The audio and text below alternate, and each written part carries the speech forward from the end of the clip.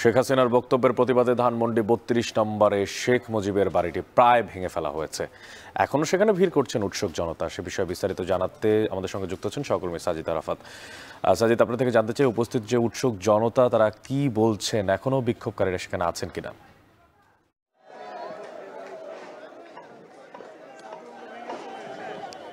আমরা তৃতীয় দিনের মতো শেখ মুজিবুর রহমানের যে বাড়ি ৩২ নম্বরে সেখানে রয়েছি, এটি প্রায় ধ্বংসস্তূপে পরিণত হয়েছে এবং তৃতীয় দিন আজ শুক্রবার ছুটির দিন হওয়ায় সকাল থেকেই দেখছি যে উৎসুক জনতার যে ভিড়, সেই ভিড় কিন্তু সময়ের সাথে সাথে বাড়ছে। অসংখ্য মানুষ এখানে জমায়েত হয়েছে এবং আমরা দেখছি এক্সকেভেটর কিংবা বুলডোজার আজকে না থাকলেও হাতুড়ি, শাবল কিংবা অন্যান্য যে যন্ত্রাংশ সেগুলো দিয়ে বাকি যে অংশ রয়েছে এখানে লোহার রড কিংবা দেয়ালগুলো রয়েছে সেগুলো ভাঙার কাজ চলছে। আমরা এমন চিত্রই কিন্তু এখানে দেখছি এবং একটি জিনিস বলে রাখি যে গত 2 দিন ধরেই কিন্তু এখানে ভাঙচুরের যে চলমান কার্যক্রম সেটি আজকেও চলছে।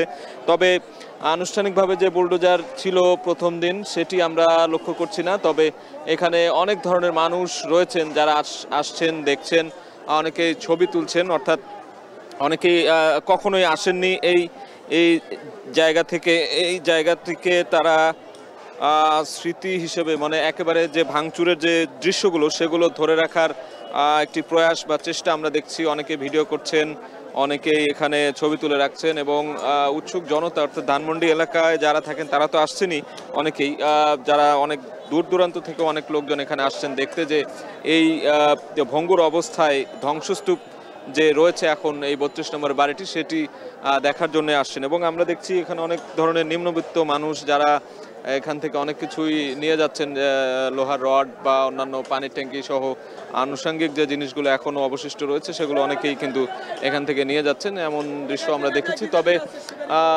এখানে উৎসুক জনতার যে ভিড় সেটি সময়ের সাথে সাথেই বাড়ছে। আমরা অনেকের সাথে কথা বলার চেষ্টা করেছি, তারা যেটি বলছিলেন যে স্বৈরাচারের নিদর্শন স্বরূপ যে বাড়িটি এটি ছিল সেটি একেবারে পুরোপুরি ধ্বংস করা না পর্যন্ত তারা এখানে থাকবেন, এখানে আসবেন এবং যে বাকি অংশটি রয়েছে আমরা দেখছি সেটিও ভেঙে ফেলার বা সেটিও মাটিতে গুঁড়িয়ে দেওয়ার কথা তারা বলছেন এবং যতক্ষণ না পর্যন্ত এটি পুরোপুরি ধ্বংস করা হয় ততক্ষণ পর্যন্ত তারা এখানে অবস্থান করবেন বলে আমরা জানতে পেরেছি। এবং অনেক ধরনের মানুষ আমরা দেখতে পাচ্ছি।